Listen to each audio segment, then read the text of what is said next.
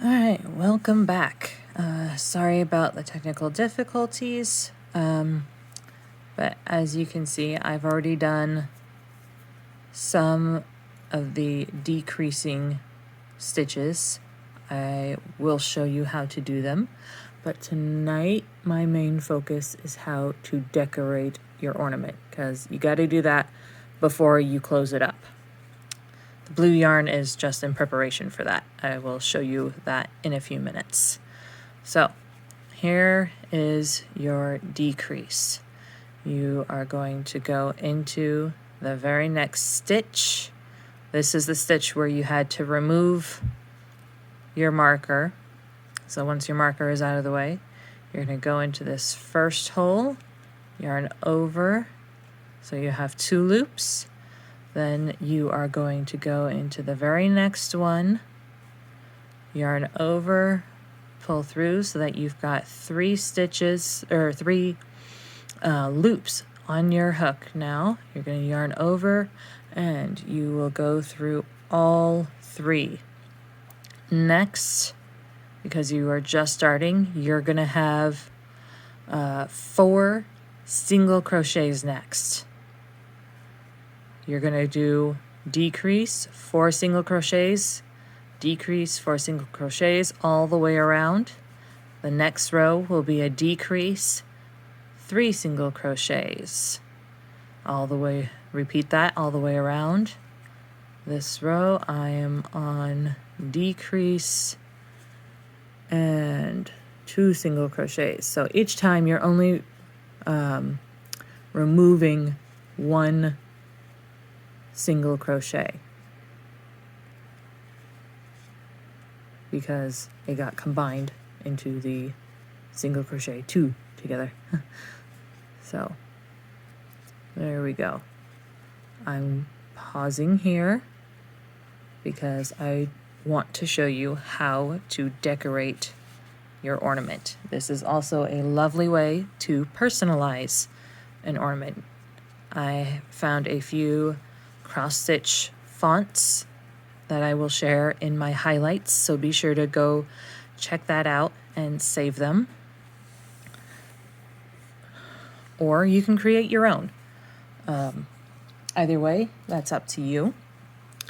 But what I have done here is I have taken my yarn needle with some nice blue yarn on it and just grabbed one of the little loops back here.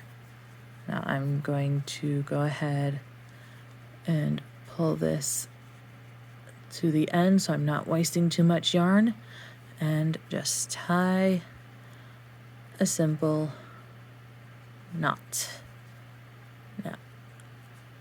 Now I've already decided what I'm going to write on this ornament.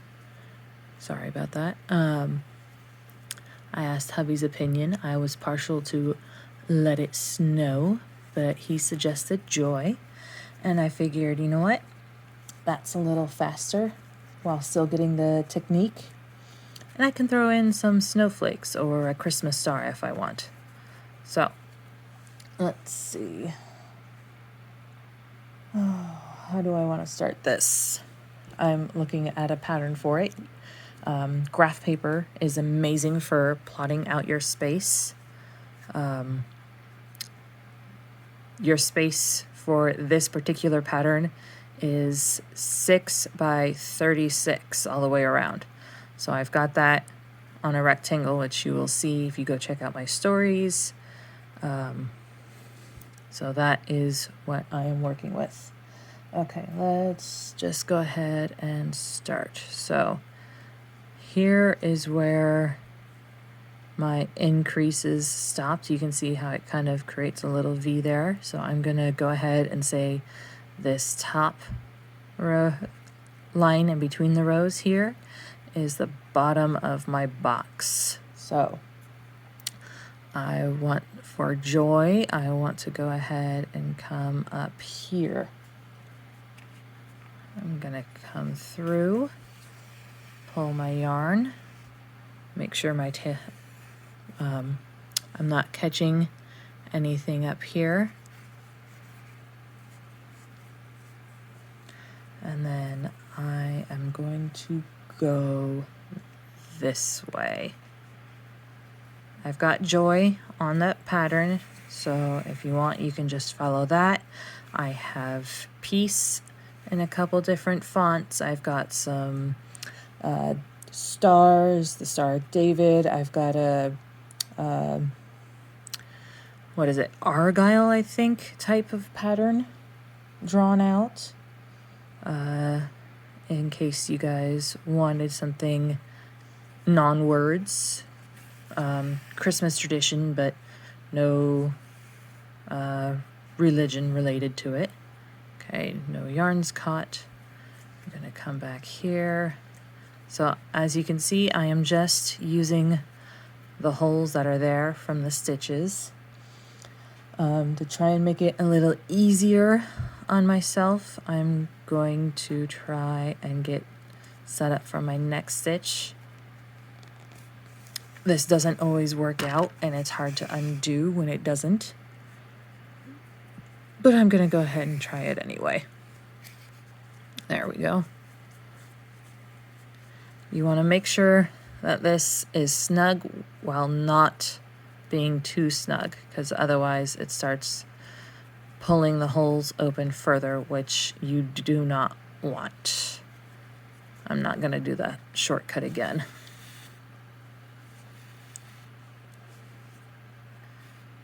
So, this is,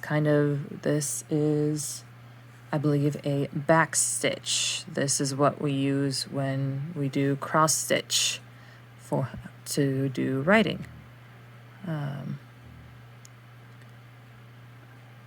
I used to cross stitch when I was younger, like early teens, preteen, but I lost it.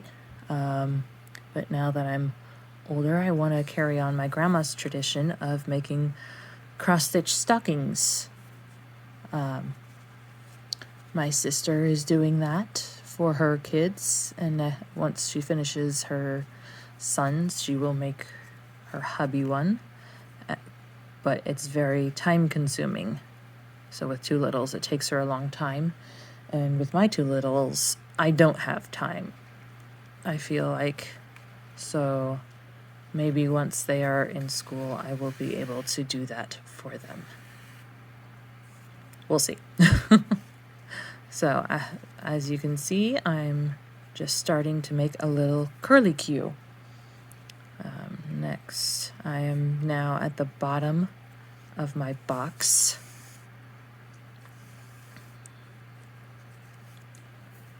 And I'm just going back in the holes, going in between the stitches. The ones where it's parallel and not crossing over in an X are the ones that you really want to be careful. Because if you pull too tight, this line that you just did will completely disappear. So I'm going to pause. I'll show you what it looks like when I'm finished with each letter. Okay, so here is my J in joy. I am not going to cut my yarn. I'm just going to go ahead and go over to where I need to be to start my O. And I will show you I will go do the O and then show that to you as well. All right, I'm not quite done with the O yet, but I wanted to show you guys that it's not always about starting where a letter begins or ends. Now, I ended up here with the J, and instead of going all the way over here to where this O could start, or here, I went to the closest spot, one of the closest spots really, to where joy is versus O. So I've worked my way around down this way. I skipped to up here. I went and did this curly Q. Now I'm going to come and finish up this O over here.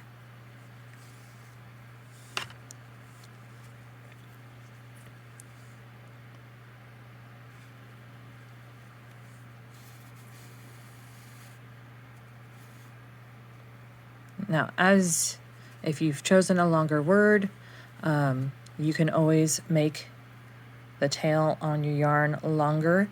And as it gets closer to being in the work, you want to make sure that it doesn't get caught up in your stitching. So you're going to want to make it a little bit shorter as you go along. Let's see, next up is a diagonal.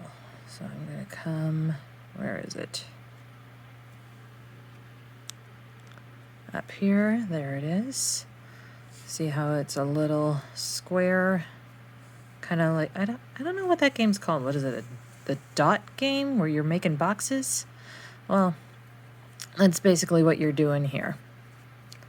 You're using those same dots, but you're making lines to connect them. So you're working with the dot game, but you're using it to connect the dots to make your own shapes and letters. Does that make any sense whatsoever?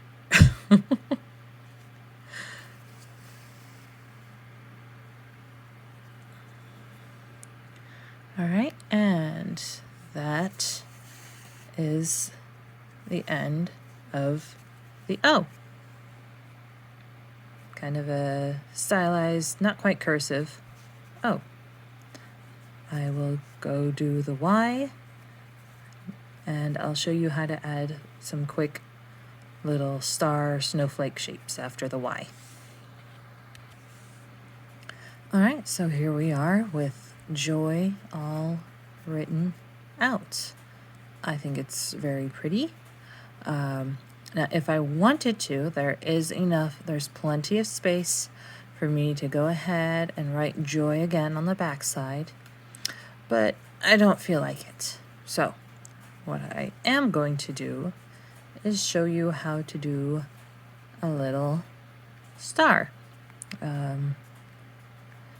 Don't really care where, so long as it's the center of your star is at least one row up from the bottom. Star, snowflake, don't really care what you want to call it. The reason I try and keep it down in this box is because of the decreases and increases that make keeping a picture or word square very, very hard. But if you're just going to do a little itty bitty design, as long as it's not, you can't really go too far up, it won't matter so much. Like if you want to do the star that I'm going to star snowflake I'm going to show you, you could do it up in the lower section of where the decreases are. But let's just get to it. So I'm going to have it be down here is fine. You know what? Nah, let's go up because I ended up here. Let's keep it up. Let's go right here. That's going to be the center of my star. Let's make sure nothing got caught, and it did. So I gotta go back through and unhook that. Tug it a little, make sure your yarn's out of the way so you're not attempting to pierce it. There. Now let's keep all those tails out of the way. Make sure I'm also not catching my stitch marker, which I have done in the past. Let's go ahead and go right there. Now I'm just basically gonna go in every direction from that one point. Up, down, left, right, and all the diagonals.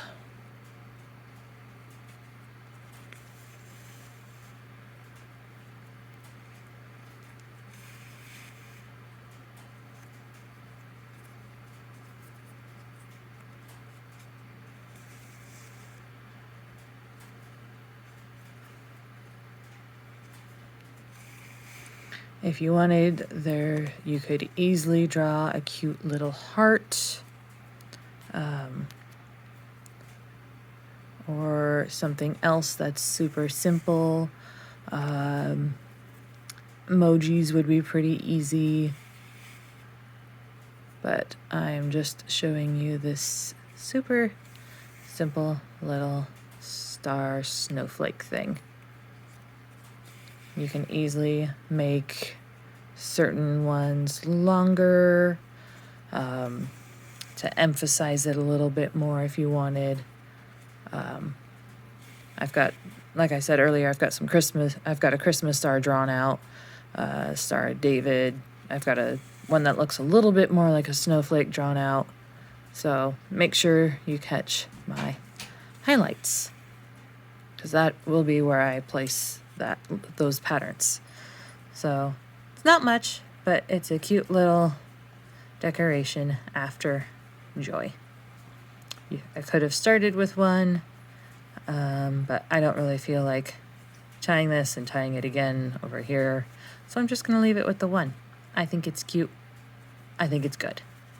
So I'm going to make sure, once again, not to get tangled up with the rest of my yarn.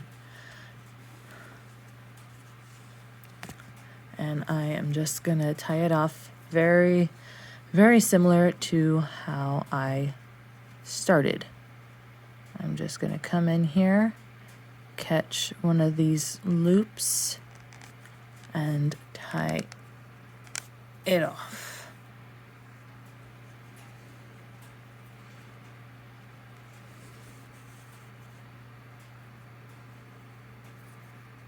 There's my loop, and there's my knot.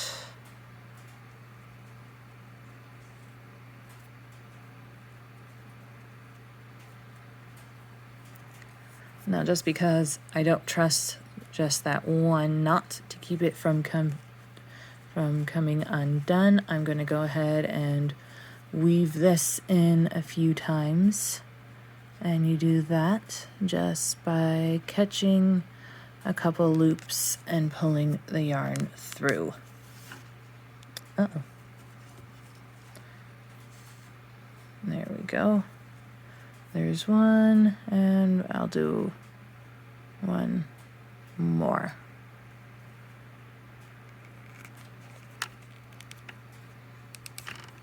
There we go.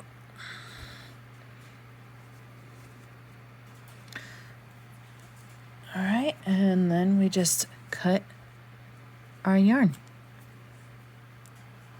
All right, our ornament is now nice and decorated.